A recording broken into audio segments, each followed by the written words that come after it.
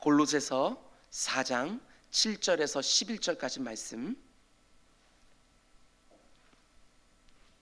우리 한 절씩 교독하겠습니다. 두기고가 내 사정을 다 너희에게 알려주리니 그는 사랑받는 형제요 신실한 일꾼이요 주 안에서 함께 종이 된 자니라.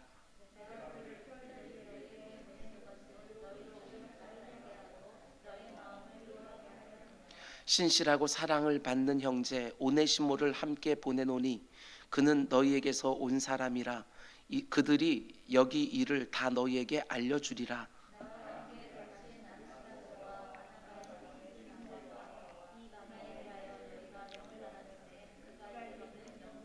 우리 함께 유스도라 하는 예수도 너희에게 문안하느니라. 그들은 할례파니 이들은 많은 하나님 나라를 위하여 함께 역사하는 자들이니 이런 사람들이 나의 위로가 되었느니라. 아멘. 아멘. 오늘은 옥춘서신 시리즈 42번째 시간으로 골로새서 26번째 말씀입니다. 오늘 말씀의 제목은 나를 힘들게 한 사람도 다시 형제가 되고 다시 동역자가 되는, 이런 제목으로 말씀을 전하도록 하겠습니다. 나를 아무리 힘들게 한 사람이라 할지라도 다시 형제가 되고 다시 동역자가 되는 곳, 그곳이 바로 교회 아닙니까? 오늘 이런 주제로 말씀을 함께 묵상하려고 합니다. 오늘 우리가 묵상하려고 하는 부분은 골로새서라는 편지의 거의 마지막 부분으로 이번 주일과 다음 주일 두 번에 걸쳐서 골로새서 강해를 마치려고 합니다. 근데 사도 바울이 편지를 마무리하면서 어떤 이야기를 하느냐, 그것은 동역자들에 관한 이야기입니다. 얼마나 많은 동역자들이 함께 사역을 해왔는지 그걸 보여주는 것이지요. 우리는 흔히 위대한 믿음의 사도, 탁월한 복음 증거자 바울이라는 한 사람에 주목할 때가 많지만 그가 혼자 사역한 것이 절대로 아닙니다. 너무나 많은 사람들과 함께 동역을 한 것이지요. 하나님이 옆에 붙여주신 참 많은 사람들의 도움과 섬김을 통해서 우리가 알고 있는 그 바울이 되었다는 것입니다. 이게 중요합니다. 혼자가 아니라 함께. 오늘 본문이 그걸 보여주는데 7절부터 11절 오늘 본문 말씀을 보면 계속해서 반복되는 표현이 있습니다. 반복된다는 것은 중요하다는 뜻이겠지요. 7절 말씀 보면 주 안에서 함께 종이 된 자니라, 함께라는 단어가 나옵니다. 9절에도 보면 오네시모를 함께 보내노니, 또 함께라는 단어가 나오지요. 10절 말씀도 보면 나와 함께 갇힌 아리스다고와 바나바의 생질 마가와, 여기서도 함께. 11절도 보면 이들만은 하나님의 나라를 위하여 함께 역사하는 자들이, 여기서도 함께라는 표현이 나옵니다. 그런 면에서 교회가 무엇입니까? 교회는 함께하는 공동체입니다. 교회는 한두 명의 탁월한 지도자가 앞에서 끌어가고 나머지는 잘 따라가기만 하면 되는 그런 공동체가 아닙니다. 그것은 이 세상의 조직이지요. 교회를 가리켜 성경은 그리스도를 머리로 하는 몸이라고 말합니다. 몸이기 때문에 각 지체들이 저마다 자신의 역할을 신실하게 감당해서 함께 세워가야 교회가 바르게 세워지는 것입니다. 너무나 많은 사람들이 사람 하나가 출중하고 탁월하면 그 사람이 모든 것을 다 잘할 것처럼 생각하지만 그렇지 않습니다. 하나님은 한 사람에게 모든 것을 다 주시지 않으셨습니다. 아무리 탁월하고 아무리 능력 있고 아무리 훌륭해도 다른 사람의 도움 없이 모든 것을 얼마든지 혼자 할 수 있도록 하나님이 사람을 창조하지 않으셨다는 것입니다. 반드시 함께 해야만 바르게 일을 할 수 있고 온전히 행복을 느끼도록 지어 놓으신 것입니다. 에덴 동산에서부터 그러하셨습니다. 그런 면에서 교회가 얼마나 중요한지 모릅니다. 교회는 이 땅에서 이해타산과 전혀 관계없이 더불어 함께할 수 있는 유일한 공동체이기 때문에 그렇습니다. 교회는 그저 멤버십만 가지고 나는 어느 교회 교인이다 하는 이름만 가지고 그냥 왔다 갔다 하면 교회를 통해서 얻을 수 있는 너무나 귀한 것들을 상당 부분 놓칠 수밖에 없습니다. 반드시 교회 공동체 안으로 쑥 들어와서 다른 지체들과 함께 묶여지고 함께 자라고 함께 성숙하고 서로에게 위탁한 어떤 역할들을 저마다 충성스레 감당하면서 함께 같이 더불어 해야 교회가 하나님이 계획하신 그대로 아름답고 건강하게 세워져 가는 것입니다. 여러분, 혼자서 얼마든지 신앙생활을 할 수 있는 것처럼 생각해서는 절대로 안 됩니다. 요즘같이 교회는 안 나가지만 나는 혼자서 얼마든지 신앙생활을 잘 할 수 있다, 그렇지 않습니다. 안 나가 교회, 가난한 성도는 절대로 안 됩니다. 사도 바울과 같은 위대한 사도도 함께하는 수많은 지체들이 있었습니다. 아무리 탁월한 사람도, 아무리 연약한 사람도 더불어 함께 가는 공동체가 바로 교회인 것이지요. 특별히 교회는 이 세상처럼 훌륭하고 탁월한 한두 사람이 주도하는 공동체가 아니라 가장 탁월해 보이는 사람이 자신을 가장 낮은 곳으로 낮춰서 종이 되는 것이고, 아무리 연약해 보이고 다른 사람의 도움이 반드시 필요한 사람들이 섬김을 받는 곳이 되어야 합니다. 그게 바로 하나님이 계획하신 교회의 참 모습이라는 것이지요. 로마서 15장 1절에서 바울은 이렇게 말합니다. 믿음이 강한 우리는 마땅히 믿음이 약한 자의 약점을 담당하고 자기를 기쁘게 하지 아니할 것이라. 마땅히라고 했습니다. 믿음이 강한 사람이 믿음이 약한 사람들의 부족한 부분을 채워주고 자신을 기쁘게 하지 않는 곳, 그것이 바로 교회라고 아주 분명하게 말해줍니다. 강한 자가 약한 자의 약한 부분을 마땅히 감당하는 공동체, 그게 바로 교회의 참모습이지요. 우리 교회가 이런 교회가 될 수 있도록 여러분 모두가 함께 애를 써주셔야 합니다. 신앙 연륜이 그래도 오래되었고 거기에 어떤 직분까지 주어져 있고 이런저런 간증도 하나님께서 많이 허락해 주셨다고 한다면 마땅히 더 많은 것들을 감당해야 됩니다. 그것이 바로 교회가 세워져 가는 방식이라는 것이지요. 그 누구라도 내 몸의 한 지체로 붙여내서 함께 더불어 같이 주님의 건강한 몸으로 자라가는 우리 모두가 될 수 있기를 주님의 이름으로 축원을 드립니다. 오늘 이 말씀에 그냥 받고 지나가시면 안 됩니다. 사역작정서 여러분께 다 지금 전해져 있습니다. 내가 믿음이 강한 자이고 그리고 하나님께서 내게 이런저런 직분을 주셨고 이런저런 간증을 주셨다고 한다면 할 수 없다고 말하는 것이 아니라, 이제는 못한다고 말하는 것이 아니라 힘을 구하라고 하나님께 말씀해 주십니다. 지혜를 구하라고 말씀해 주십니다. 어떤 식으로든지 감당하는 우리 모두가 될 수 있기를 주님의 이름으로 다시 한번 부탁을 드립니다. 그럼 이제 바울이 함께 했던 동역자들을 한 사람 한 사람씩 살펴보겠습니다. 오늘은 네 사람만 함께 보려고 하는데, 제일 먼저 7절 말씀 보면 두기고라는 사람이 나옵니다. 7절, 두기고가 내 사정을 다 너에게 알려주리니 그는 사랑받는 형제요 신실한 일꾼이요 주 안에서 함께 종이 된 자니라. 여러분, 두기고라는 사람이 어떤 사람인지 아십니까? 그 사람이 어떤 사람인지 알려면 그가 성경 어디에 나오는지, 그리고 무슨 일을 하는지, 그리고 또 어떻게 그를 표현하고 있는지, 이런 것들을 보면 됩니다. 신약 성경 이곳저곳에 자주 등장하는 사람인데 제일 먼저 등장하는 본문은 사도행전 20장입니다. 거기 보면 지금 극한 흉년을 만나서 먹고 사는 것이 어려워진 예루살렘 교회 성도들을 위하여 이방에 있는 많은 교회들이 구제연금을 모았습니다. 그 구제연금을 전달해야 되는데 사도 바울이 혼자서 예루살렘으로 올라가지 않고 여러 동역자들과 함께 올라갑니다. 그때 등장하는 동역자 중에 한 사람이 바로 두기고라는 사람이지요. 그리고 에베소서 6장을 보면 두기고를 이렇게 소개합니다.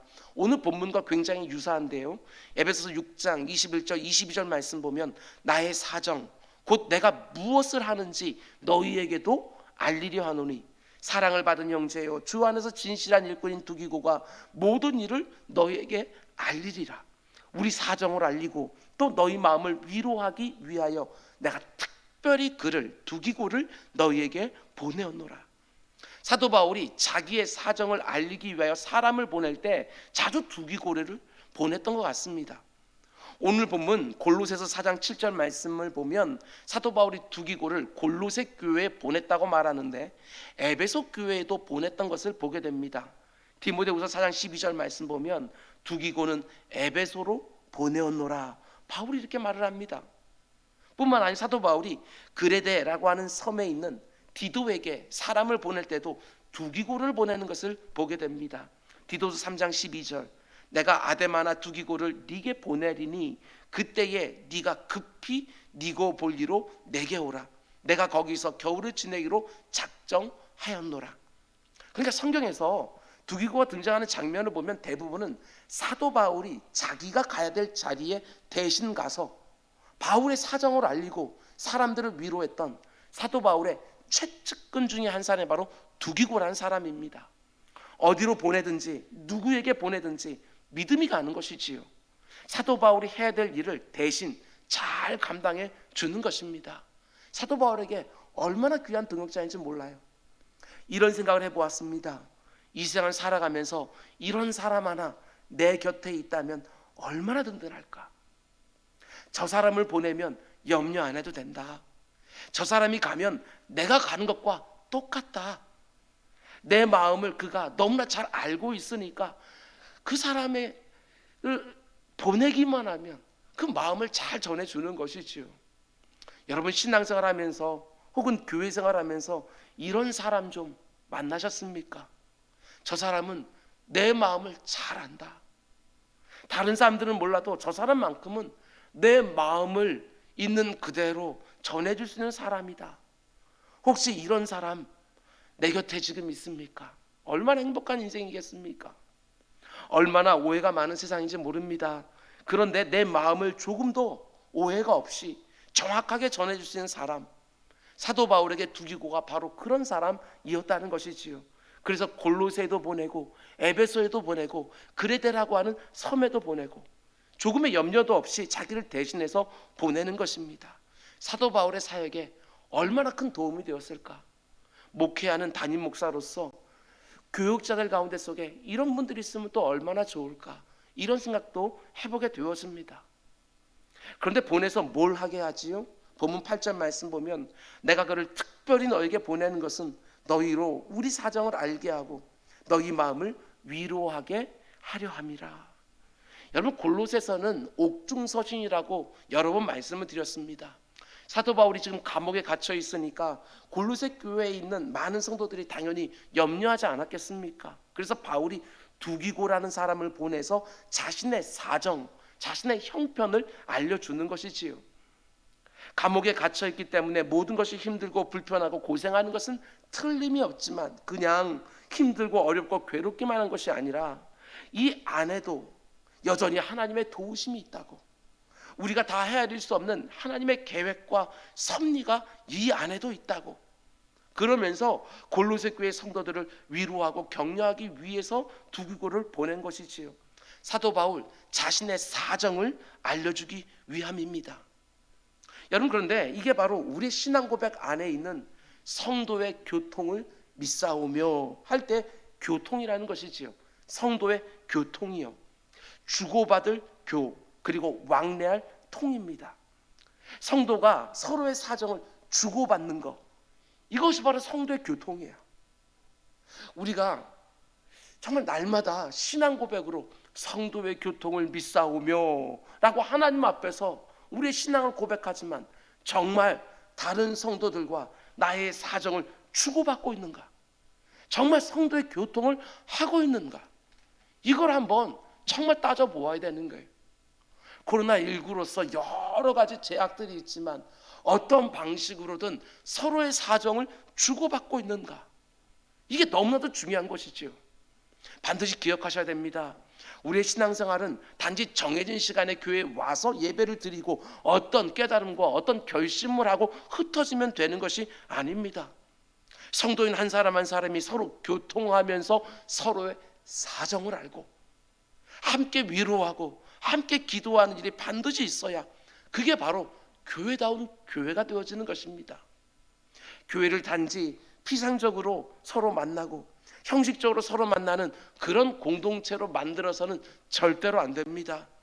그 누구에게도 할 수 없었던 이야기를 그 어떤 염려와 두려움 없이 서로의 마음을 나누면서 서로 의지하고 서로를 위해서 기도하는 정말 피부치 같은 공동체로 이 교회를 만들어 가야 되는 것입니다. 서로의 사정을 주고받으면서 인격과 인격이 서로 연결이 되어지고 삶의 가장 어려운 순간에도 사랑하는 지체들이 떠오를 수 있도록 이 교회를 세워가야 되는 것이지요. 교회 안에서 이루어지는 성도의 교통을 통해서 이 땅을 살아가는 동안에 이런저런 삶의 아픔을 중심에서부터 함께 나누고 서로 의지하고 함께 힘을 내는 공동체가 되도록 모두가 함께 힘을 내셔야 됩니다. 서로의 허물과 약함을 받아내고 서로의 어려움과 상처를 함께 나누면서 이 수고로운 나그네 인생길을 함께 걸어가는 것입니다. 여러분, 제가 오늘날 교회의 모습을 보면서 가장 두려워하는 것 중에 하나는 단지 교양 있게만 만나고 그저 형식적으로만 만나고 헤어지는 교회의 모습입니다. 영혼이 담기지 않는 교제와 사귐, 이게 얼마나 두려운지 모릅니다. 정말 어디에서도 만날 수 없는 사람들을 이곳에서 만나서 함께 지어지고 함께 빚어지고 더불어 자라가도록 교회를 그렇게 세워가야 되는 것입니다. 아무리 버거운 사람이 있다 할지라도, 아무리 내 마음을 상하게 하고 자존심을 상하게 한다 할지라도 여러분, 성도의 교통을 절대로 포기하지 마시기 바랍니다. 이 교회 안에서 함께 신앙생활하는 가운데 내 마음과 내 사정을 정말 잘 헤아려주는 내 영혼의 베프, 그리고 내 영혼의 깐부, 두기와 같은 근사한 동역자들을 만나는 복이 우리 모두에게 있기를 주님의 이름으로 축원을 드립니다. 그럼 이제 두 번째로 소개할 사람은 굉장히 매력적인 사람입니다. 이 사람이야말로 교회가 어떤 곳인지, 성도가 어떤 사람들인지를 가장 잘 보여주는 전형적인 사람이라고 말할 수 있습니다. 그가 바로 오네시모라는 사람입니다. 9절 말씀 보면 신실하고 사랑을 받는 형제 오네시모를 함께 보내노니 그는 너희에게서 온 사람이라. 그들이 여기 일을 다 너에게 알려주리라. 여기 나오는 오네시모란 사람이 성경에 또 어디에 등장하지요? 이 정도는 아실 줄 알았는데 어디 나오지요? 빌레몬서에 나옵니다. 빌레몬서는 한 장짜리의 짧은 서신서지만 교회가 어떤 곳인지, 그리고 성도들은 어떤 사람들인지 제대로 보여주는 성경입니다. 올해 2021년을 시작하면서 옥중서신 말씀을 주일마다 강의한다고 말씀을 드렸습니다. 에베소서, 빌립보서, 골로새서, 빌레몬서, 이렇게 네 권이 감옥에서 바울이 쓴 옥중서신서들이지요. 에베소서는 제가 2015년에 특별 새벽 기도를 하면서 이미 강해를 했습니다. 그리고 빌립보서는 올해 상반기에 다시 한번 강해를 마쳤고 이제 다음 주일이면 이 골로새서 강해도 끝이 납니다. 2021년도 이제 몇 주 남지 않았고 그 가운데 성탄 주일도 있고 숙련 주일이 있기 때문에 빌레몬서는 올해 강의하지 못한다고 생각했는데 오늘 본문에 빌레몬서의 주인공 중에 하나인 오네시모가 나오는 거예요. 저는 이게 얼마나 감사한지 모르겠습니다. 하나님이 강해 설교자인 저에게 저의 사정을 알고 이 골로새서 마지막 부분에 오네시모를 허락해 준 것이 아닌가 생각을 했습니다. 그래서 오늘 오네시모라는 사람을 소개하면서 빌레몬서 말씀을 이것저것 좀 보면서 그 핵심 메시지도 함께 나누려고 합니다. 여러분, 빌레몬서를 보면 그 당시 초대교회 장로로 예수를 신실하게 믿던 빌레몬이라는 주인과 그 집의 종이었다가 도망친 오네시모라는 사람이 등장을 합니다. 그 당시 로마 사회에서 제일 중하게 생각하는 죄인 중에 하나가 뭐냐면 도망간 노예입니다. 그 사회를 지탱하는 중요한 제도가 노예제도였기 때문에 노예가 주인집을 도망가면 얼마나 중죄로 다루었는지 모릅니다. 그런데 오네시모라는 종이 주인인 빌레몬의 집에서 도망을 친 것이지요. 그것도 주인의 물건까지 훔쳐서 도망간 것입니다. 그런데 그런 오네시모가 잡혀서 바울이 갇혀있던 감옥 안에 들어온 것이지요. 모르긴 몰라도 또 다른 어떤 죄를 짓고 감옥에 들어온 거예요. 주인의 집에서 도망간 것만 해도 중한 죄인데 거기다 주인의 물건까지 훔쳤습니다. 그렇게 도망다니다가 어떤 죄인지는 모르지만 또 짓고 붙들려서 감옥에 갇히는 거예요. 그게 바로 오네시모예요. 그런데 그 도망친 오네시모가 감옥 안에서 누구를 만나요? 도망친 종이 그리스도의 종인 사도 바울을 만나요. 거기서 복음을 전해 듣고 예수 그리스도를 영접하고 구원을 얻어요. 이게 바로 기독교지요. 복음 안에는 이런 역사가 있어요. 근데 사도 바울이 이제 어떻게 합니까? 지금 감옥 안에 갇혀있는 자신을 놓고 염려하고 있는 골로새 교회 성도들에게 사람을 보내는데, 자신의 최측근이었던 두기고와 함께 누구를 보내느냐? 먼저 감옥에서 풀려난 오네시모를 함께 보내고 있는 거예요. 9절 말씀입니다. 신실하고 사랑을 받는 형제 오네시모를 함께 보내노니. 이 오네시모를 바울이 뭐라고 불러요? 신실하고 사랑받는 형제. 이건 있을 수가 없는 일이에요. 그 당시에 얼마나 이게 파격적인 모습인지 몰라요. 제가 생각할 때 오네시모야말로 예수 그리스도의 복음이 무엇인지를 분명하게 보여주는 살아있는 증거가 아니었을까. 오네시모를 보면 복음이 뭔지가 보여지는 거예요. 기독교가 뭔지, 교회가 뭔지, 성도가 뭔지 오네시모를 보면 보이는 거예요. 그 오네시모를 두기고와 함께 골로새 교회로 보낸 것이지요. 여러분, 빌레몬서를 보면 더 놀랍습니다. 사도 바울이 오네시모의 주인인 빌레몬에게 이렇게 말합니다. 8절과 9절.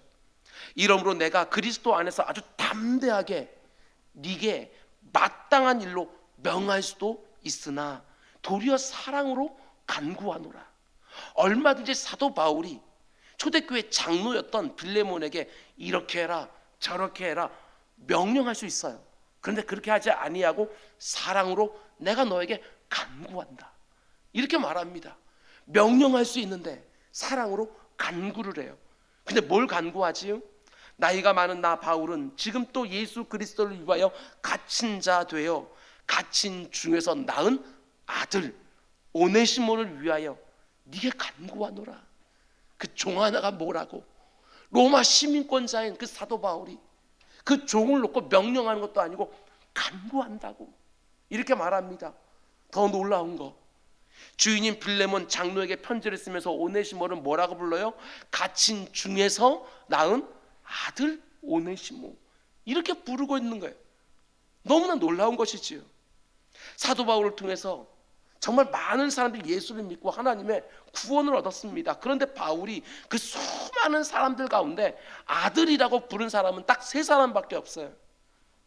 13권이나 되는 바울 서신서들을 기록을 했지만 그 가운데 아들이라고 부른 사람은 우리가 잘 알고 있는 디모데와 디도, 그리고 오네시모.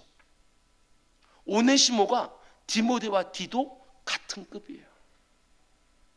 그 당시에 사람 취급도 하지 않은 노예인데, 거기에 주인의 집에서 도망친 노예인데, 아니 거기에 주인의 물건까지 훔치고 또 어떤 죄를 지었는지 몰라도 감옥까지 들어왔는데 바울이 그에게도 예수를 전해줬어요. 거기에다가 내가 감옥에서 낳은 아들 이라고까지 부르는 거예요. 이게 바로 기독교예요. 아무리 용서받지 못할 죄인이라도 형제가 되고 자녀가 되는 거, 이게 바로 기독교예요.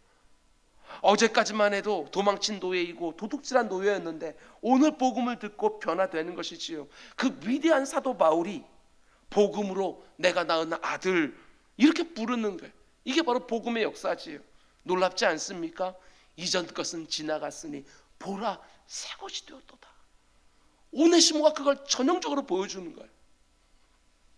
그리고 이어지는 구절을 보면 오네시모에 대해서 그의 주인인 빌레몬에게 바울이 또 뭐라고 말합니까? 11절. 그가 전에는 네게 무익했지만 이제는 나하고 너한테 유익한 자가 되었다. 종이었지만 주인에게 무익했다는 것입니다. 우리가 지난번에 본 것처럼 눈가림만 하다가 틈을 타서 주인의 물건을 훔쳐 도망친 무익한 자였지만 지금은 어떻다고요? 나와 너에게 유익한 자가 되었다. 완전히 변화되었습니다. 무익한 자에서 유익한 자로 변화된 거예요. 복음이 사람을 이렇게 변화시켜 놓은 것이지요. 하나님과 사람들에게 무익하던 자가 이제는 유익한 자가 되었다. 저는 우리 안에서도 이와 같은 일들이 계속해서 일어나기를 원합니다. 무익해 보이던 그 사람, 하나님께 저 사람을 왜 구원해 주셨지? 도무지 이해가 되지도 않을 만한 그 사람이 하나님 나라와 이웃들과 주님의 몸된 교회를 위해서 너무나 유익한 사람으로 변화되어지는 것, 여러분 이것이 일어나야 진짜 교회 모습 아니겠어요? 그런데 사도 바울이 복음 안에서 변화된 오네시모를 어떻게 하지요? 12절에 14절 말씀 보면 네게 그를 돌려보내노니 그는 내 신복이라. 그를 내게 머물러 있게 하여 내 복음을 위하여 갇힌 자 중에서 네 대신 빌레몬 장로 네 대신 나를 오네시모에게 섬기게 하고자 하나 다만 네 승낙 없이는 내가 아무것도 하기를 원하지 아니하노니 이는 너의 선한 일이 억지같이 되지 아니하고 자의로 되게 하려 함이라. 기가 막힌 표현들이 많이 나오는 거예요. 네 승낙 없이는 내가 아무것도 하지 않겠다. 얼마든지 명령할 수도 있는데 허락을 요구하고 있는 거예요. 그리고 이 오네시모가 나에게 너무나도 유익하고 내 복음 증거 사역에도 유익해서 내 곁에서 나를 수종들게 나와 함께 동역하게끔 하고 싶지만 네 승낙 없이 내가 안 하겠다. 네가 억지로 그를 보내준 것이 아니라 자의로 보내준 것을 하기 위하여 그를 먼저 너에게 보냈다. 바울의 모습을 보세요. 기가 막혀요.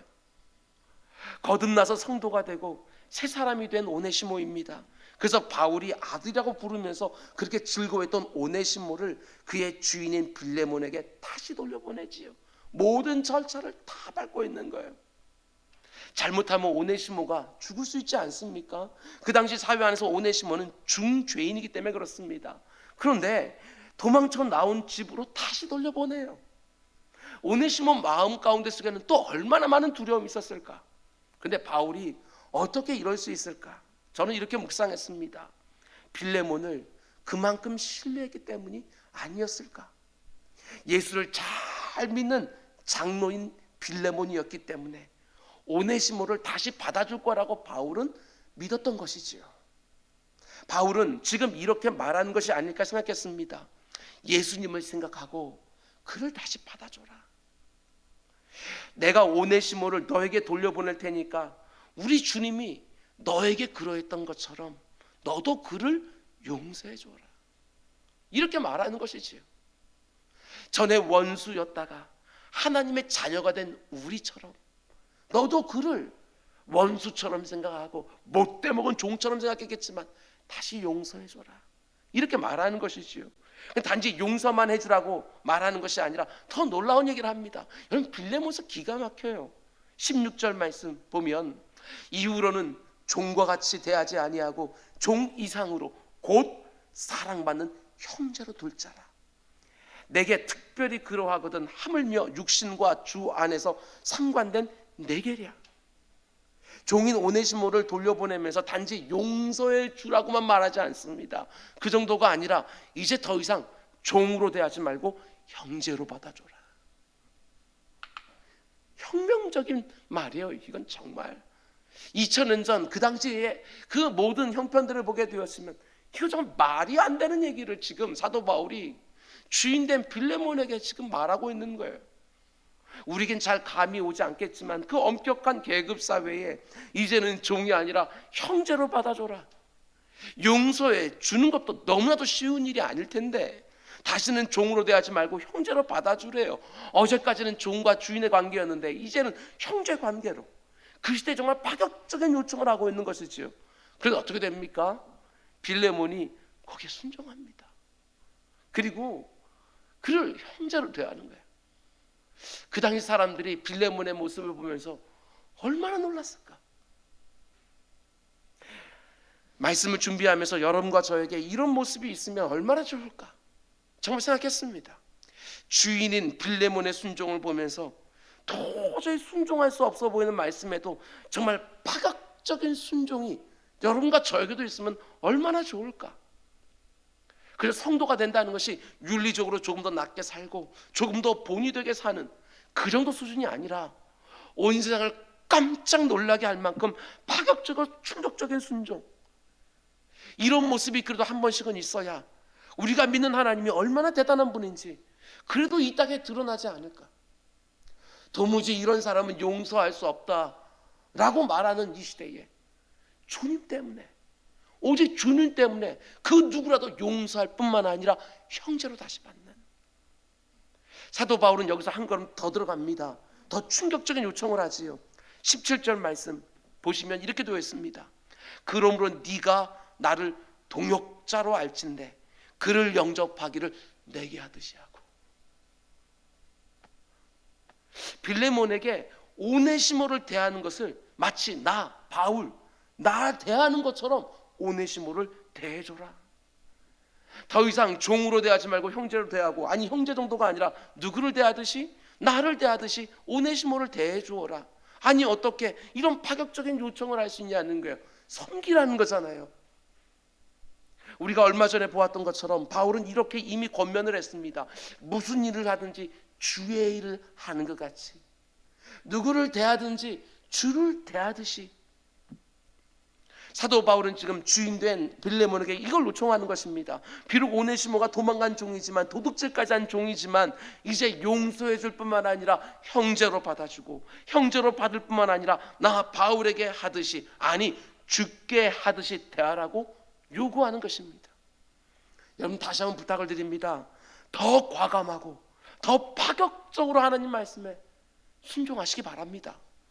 이래서 안 되고 저래서 못하고 이게 아니라 하나님이 말씀하시면 정말 불가능해 보이는 명령이라 할지라도 과감하게 파격적으로 순종하는 것이지요. 여러분 주님 사랑하는 그 모습도 정말 과감하게 파격적으로 하면 안 될까?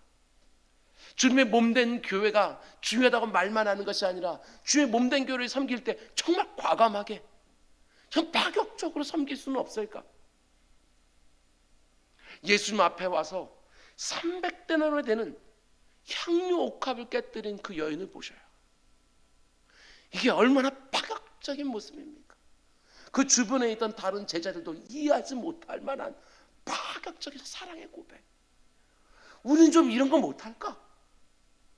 아무리 이 세상 사람들이 어떻게 그렇게 할 수 있느냐고 말한다 할지라도 좀 거칠거칠하게 하나님의 뜻이라고 딱 분별만 되면, 아니 내가 하나님을 얼마나 사랑하는지 그 마음을 조금이라도 표현할 수만 있다고 한다면 정말 과감하게 파격적으로 다 고만고만하게 하는 것들이 아니라 한 번뿐인 인생 좀 그렇게 할 수는 없을까?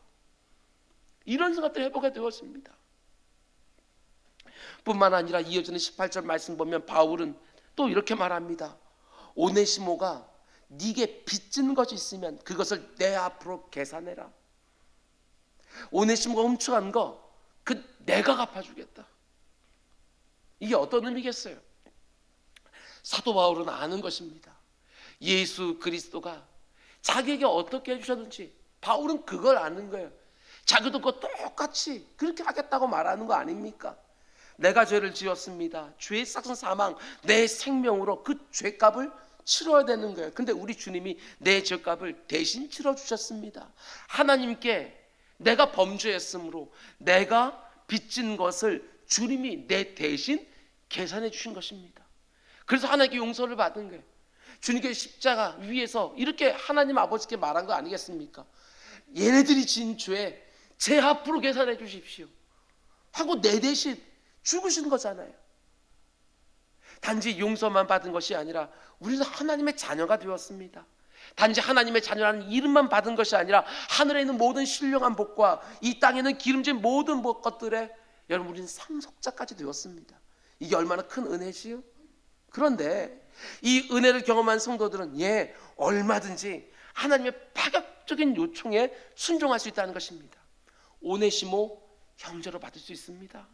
오네시모를 대할 때 마치 바울을 대하듯이, 마치 주님을 대하듯이 얼마든지 할 수 있습니다. 왜? 그게 바로 주님이 내게 원하시는 것이기에, 빌레몬이 그걸 알았기에 그 당시에 말도 안 되는 말이지만 파격적으로 과감하게 순종하여 오네시모를 형제로 받습니다. 그리고 그를 섬깁니다. 여러분 교회는 죄인들의 공동체입니다. 완전한 사람들의 모임이 절대로 아닙니다. 교회는 이상적으로 훌륭한 사람들만 모이는 공동체가 아니라 수많은 실패와 한계와 약함과 허물을 경험하고 있는 사람들이 한 몸으로 연결되어 있는 공동체예요. 당연하지요. 이런저런 부대낌과 갈등이 있을 수밖에 없는 것입니다. 그러나 오직 예수 그리스도 한 분 때문에, 내 인격, 내 성품 때문, 내 됨됨 때문이 아니라 오직 예수 그리스도 한 분 때문에 용서를 구하고 용서해 주고, 용서해 줄 뿐만 아니라 그 어떤 일을 내게 했더라도 또다시 형제로 받아내고, 주님을 대하듯이 또 섬기고, 새로운 출발할 수 있도록 또 믿어주고 또 격려해주고 또 지지해주는 공동체, 그게 교회예요. 그 누구라도 다시 살려내는 공동체, 부활의 공동체가 바로 교회라는 게, 그 가운데 우리는 이 요구를 지금 받고 있는 거예요. 나하고 불편한 관계에 있는 사람들 가운데 속에서 나에게 하나님께서는 이걸 요구하시는 게, 다시 형제로 받아줘라, 나를 대하듯이 그 사람 다시 대해주어라, 다시 시작해라. 오해하지 마시기 바랍니다. 교회는 절대로 상처를 안 주는 공동체가 아닙니다. 상처를 주기도 합니다. 아픔을 주고받기도 합니다.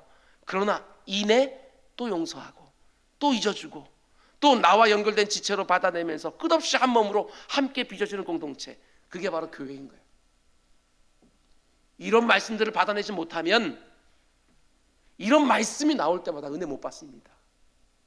악한 사람 마귀가 중간에서 이 길바닥 같은 이 마음에 많이 들은 것으로 내가 그렇게 하고 있는 것처럼, 그렇지 않습니다.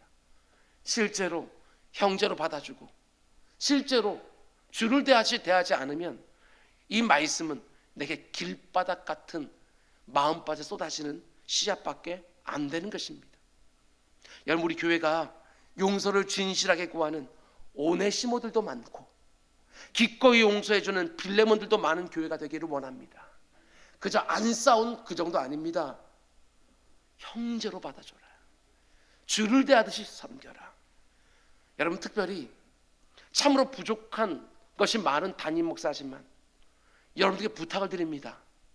그래도 한 번씩 마음을 굳게 먹고 사도 바울이 빌레몬에게 한 것처럼 저도 여러분들에게 부탁을 드릴 때가 있을 것입니다. 그분을 다시 형제로 받아주십시오. 담임 목사인 저를 대하듯이 그분을 대해주시기 바랍니다 하고 부탁을 드리면 꼭 마음을 열고 나에게 아픔을 준 오네시모들을 기꺼이 받아내서 또 한 몸을 이루어 주십시오. 사도 바울과 오네시모와 빌레몬, 이들 사이에 일어났던 이 아름다운 용서와 회복과 섬김과 순종이 우리 교회 안에서도 빈번하게 일어나기를 주님의 이름으로 축원을 드립니다. 그럼 이제 사도 바울과 함께 했던 세 번째 동역자입니다. 본문 10절 말씀 보면 나와 함께 갇힌 누구요? 아리스다고와. 아리스다고라는 사람은 참 독특한 사람입니다. 잘 모르실 텐데 이번 기회에 잘 알아두시기 바랍니다. 그가 성경에서 가장 먼저 등장하는 것은 사도행전 19장 말씀입니다. 거기 보면 사도 바울이 에베소라는 도시에서 큰 부흥을 경험했지만 이내 반대하는 사람들의 큰 폭동이 일어납니다. 에베소에서 아데미라고 하는 신상, 우상을 만들어서 장사하는 사람들이, 그 도시 사람들이 예수를 믿기 시작하면서 더 이상 아데미 신상을 사지를 않으니까 자신들의 생업이 끊어진 것을 보고 폭동을 일으켰습니다. 그런데 그때 바울과 함께 따라다니다가 사람들에게 붙들려 끌려가서 죽을 뻔한 사람이 바로 이 아리스다고입니다. 정말 사도 바울 곁에 있다가 큰 고생을 한 것이지요. 그리고 사도행전 20장에도 등장을 합니다. 사도 바울이 구제연금을 가지고 예루살렘으로 올라갈 때 아리스다고도 함께 동행했던 것을 보게 되었습니다. 특별히 사도행전 27장 말씀 보면 바울이 죄수의 신분으로 예루살렘에서 재판을 받다가 황제에게 재판을 받기 위해서 로마로 이송이 되어지는데 그 과정에 얼마나 많은 어려움을 당하는지 우리는 사도행전 말씀을 통해서 알고 있습니다. 풍랑도 만나고 배도 파손하고 온갖 고생을 다 하는데 바울과 함께 그 배에 함께 타고 있던 사람들 중에 하나가 바로 이 아리스다고예요. 재판을 받기 위해 로마로 끌려가는 길에 함께 동행했던 사람, 그게 아리스다고예요. 그리고 오늘 보면 골로새서 4장 7절 말씀 보면 바울이 이렇게 말합니다. 나와 함께 갇힌 아리스다고. 바울과 함께 감옥에 갇혔습니다. 로마에 함께 갔을 뿐만 아니라 감옥에도 함께 갇혔습니다. 그런 면에서 이 아리스다고는 이렇게 말할 수 있어요. 바울의 고난에 늘 함께한 사람, 그가 아리스다고예요. 영광을 누릴 때 그 곁에 사람들 정말 많습니다. 사람들에게 찬사를 받을 때 옆에서 같이 하는 사람들 너무너무 많습니다. 그런데 고난을 통과하고 손가락질 당하고 욕을 먹을 때 그 옆자리에 딱 서서 그 모든 고통을 함께 해준 사람들 찾아보기가 정말 어렵습니다. 그런데 아리스다고는 바울의 고난에 늘 함께 했습니다. 말씀 묵상하면서 이런 사모함이 있었습니다. 부족하고 허물 많은 담임 목사를 여러분들이 너무나 사랑해주고 잘 섬겨주시지만 목회를 하는 과정 중에 이럴 때도 한 번씩 있지 않겠습니까? 오재훈 목사가 이랬다더라 저랬다더라. 그때 누구 한 사람이라도 제 옆에 딱 서서 목사님, 저는 누가 뭐라고 해도 목사님 말 믿습니다, 이런 분이 한 분 계시면 얼마나 힘이 될까. 제가 억울한 일을 당할 때만이 아니라 제가 욕을 먹어도 비난을 당해도 마땅한 어떤 일을 했다 할지라도 그 가운데 속에 끝까지 곁에 서서 함께 그 고난을 감당해주고 함께 고통당하며 함께 욕먹어주는 사람들, 그러면서 옆에서 다시 저 같은 사람도 다시 사역을 감당할 수 있도록, 다시 주님의 일들을 어떤 방식으로든 일할 수 있도록 옆에서 힘을 줄 수 있는 아리스다고 같은 사람 한 사람이 있으면 얼마나 그 목회가 든든할까, 이런 생각도 해보게 되어집니다. 교회에 있는 누군가가 비난받을 일을 해서 비난을 받고 욕먹을 만한 일을 해서 욕을 먹을 때에도 똑같이 욕을 하고 비난하는 것이 아니라 그 곁에 딱 서서 함께 용서를 구하고 함께 책임을 지려고 하는 사람들, 그런 사람들이 바로 아리스다고 같은 사람들이라는 것입니다. 우리 정말 이런 교회 만들어 가야 됩니다. 그 어떤 상황 속에서라도 끝까지 함께하는 관계의 신실함, 함께 영광만 누리는 것이 아니라 내 잘못이 아님에도 불구하고 누군가의 허물이 있음에도 불구하고 그 사람이 하나님 앞에 진실되게 회개하고 사람들에게 진실되게 용서를 구하는 그 모든 과정에서 함께 해줄 수 있는 사람들, 이런 사람들이 정말 필요한 시대가 아닙니까? 그럼 이제 마지막으로 바울이 언급하는 동역자가 또 누구냐? 우리가 익히 알고 있는 마가라는 사람입니다. 10절 말씀을 다시 보면 나와 함께 갇힌 아리스다고와 바나바의 생질 마가와, 마가는 우리가 그 스토리를 잘 알고 있습니다. 마가는 사도 바울과 바나바가 함께 1차 전도 여행에 동행한 사람이지요. 그런데 정확히 어떤 이유가 있었는지는 몰라도 도중에 선교 여행을 포기하고 집으로 돌아가 버렸습니다. 일로 바울 일행이 얼마나 많은 고생을 했는지 모릅니다. 그런데 사도행전 15장에 보면 이 마가를 2차 선교 여행에 또 데려가야 되나 데려가지 말아야 되냐 하는 문제로 상의를 하다가 바울과 바나바가 심하게 다투고 갈라서 버립니다. 성경이 이렇게 말하지요. 마가의 문제로 심히 다투었다고. 바울과 바나바와 같은 위대한 믿음의 사람들도 심히 다투고 바울은 이쪽으로 그리고 바나바는 저쪽으로 이렇게 쪼개지게 한 장본인이 바로 마가예요. 사도 바울에게 마가는 어쩌면 용서하기가 참 어려웠던 사람일지도 모르겠습니다. 오네시모 같은 사람은 용서해도 아니 어떻게 주님의 이 귀한 복음의 말씀을 전하다가 도망쳐 버릴 수가 있는가? 그래서 바울이 용서하지 못했을지도 모르겠습니다. 그래서 회심한 자신을 교회와 사도들에게 연결시켜준 마치 은인과도 같은 바나바하고도 심히 싸울 만큼 바울이 양보하지 않았던 사람이 바로 마가였던 것이지요. 그런데 이 마가가 바울의 생애 말미에 어떤 인물로 등장합니까?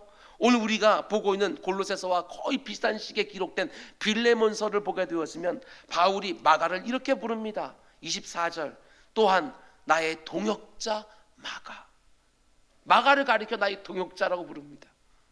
관계가 완전히 깨어졌는데 그 다시는 안 볼 것처럼 갈라섰는데 바울의 생애 말미에 마가는 내 동역자다. 우리 가운데도 이런 일이 벌어지기를 정말 원하는 것입니다. 지금은 관계가 너무나도 힘이 들지만 결국에는 나의 동역자가 되는, 그리고 바울의 생애 제일 마지막에 썼던 디모데 후서 말씀을 보면, 디모데 후서는요, 사도 바울이 정말 힘들고 고통스럽고 외로운 시기에 썼던 성경인데, 그때 자신의 영적 아들인 디모데에게 편지를 쓰면서 이렇게 말합니다.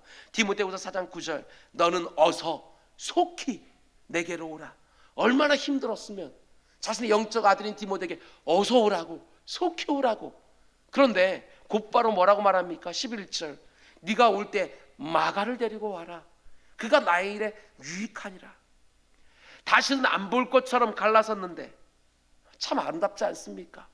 어느 순간에 동역자가 되었고, 어느 순간에 자신에게 너무나 필요한 사람, 너무나 유익한 사람이 된 거예요. 한때 바울을 너무나 실망시켰던 마가이지만 어느 순간에 다시 바울의 동역자가 되고 바울에게 너무나도 유익한 사람, 그래서 찾는 사람이 된 것입니다. 여러분, 우리는 다른 사람들에게 늘 좋은 모습만 보일 수는 없습니다. 서로를 실망시킬 수 있습니다. 저에게도 그런 거 기대하지 마시기 바랍니다. 약함과 허물이 얼마나 많은지 모릅니다. 여러분들을 절대로 실망시키지 않겠습니다. 이렇게 말할 자신도 없습니다. 우리 모두가 다 저마다 약함이 있고 허물이 있지요. 그래서 서로 부딪히기도 하고 서로에게 상처를 주고 실망을 줄 수 있습니다. 그러나 반드시 회복해서 함께 또 시작할 수 있어야 되는 것이지요. 잠시 실망하고 잠시 아플 수는 있어도 그 상태로 끝까지 가는 것이 아니라 다시 받아내서 그는 나의 동역자라, 그는 나에게 유익한 자라, 이렇게 서로 말하게 되어지는 교회, 이런 교회를 반드시 만들어가야 되는 거예요. 그래야 이 세상과 다른 모임이 되는 거 아니겠어요? 예수 그리스도의 피로 그 위에 세워진 교회라고 비로소 말할 수 있는 거 아니냐고요. 과거의 실패 안에다가 그 사람 꽉 묶어놓고 사는 것이 아니라 언제든지 관계를 회복해내고 서로 용서하고 서로 받아내고 또 하나 되어서 한 몸을 이루어가는 교회, 그런 교회를 하나님 여러분과 저에게 원하시는 것입니다. 오늘 설교 원고를 다 완성하고 나서 설교 제목을 이렇게 바꾸고 싶은 마음이 있었습니다. 이런 사람 되어주십시오. 이런 사람 되어주십시오. 두기고, 오네시모, 빌레몬, 아리스다고, 마가와 같은 사람들. 저도 노력하겠습니다. 여러분도 꼭 애써주시기 바랍니다. 누군가에게 내 마음을 정확하게 전해줄 수 있을 만큼 다른 사람들의 사정을 깊이 이해해주는 두기고 같은 사람 꼭 되어주시기 바랍니다. 겉모습만 보는 것이 아니라 그 마음까지 헤어질 수 있는 사람, 저 사람하고 정말 일평생 함께 신앙생활, 교회생활 하고 싶은 사람, 주인의 물건을 훔쳐서 도망친 종이지만 예수 안에서 전혀 다른 사람으로 새롭게 출발하여 다른 사람들에게 무익했던 사람이 이제 유익한 사람으로 변했던 오네시모와 같은 사람, 우리 안에 많이 생겨야 됩니다. 자신에게 해를 끼쳤던 종을 자신의 형제로, 아니 자신의 동역자로, 아니 주를 대하듯이 다시 받아주고 섬겨준 빌레몬과 같은 사람, 이런 사람들 여기저기 출연해야 이 교회가 정말 사랑의 끈으로 메어진 평안한 공동체가 되지 않겠습니까? 아무리 고통스러운 자리라 할지라도 그 옆에 딱 서서 끝까지 누군가를 지켜주는 아리스다와 같이 관계에 신실한 사람, 가장 힘들고 어렵고 외로울 때 찾게 되어지는 마가와 같은 사람, 여러분 우리 이런 사람 꼭 됩시다. 우리 한 사람 한 사람이 꼭 이런 사람 되어서 교회를 건강하게 세우고 내 곁에 있는 사람들을 유익하게 하고 이 세상을 복되게 하는 은혜의 통로로 쓰임받는 우리 모두가 될 수 있기를 주님의 이름으로 축원드립니다. 기도하겠습니다. 사랑의 주님, 말과 혀로만 사랑하지 않게 하시고 행함과 진실함으로 사랑한다는 게 뭔지 이 안에서부터 아버지 시작할 수 있도록 주님 인도하여 주시옵소서. 아버지 다른 사람들에게 이 말씀 강요하는 것들이 아니라 내가 바로 이런 사람 되어서 내 곁에 있는 사람들을 복되게 하는 일에 마음껏 쓰임받는 우리 모두가 될 수 있도록 인도하여 주옵소서. 이 모든 말씀 예수님의 이름으로 기도드렸습니다. 아멘.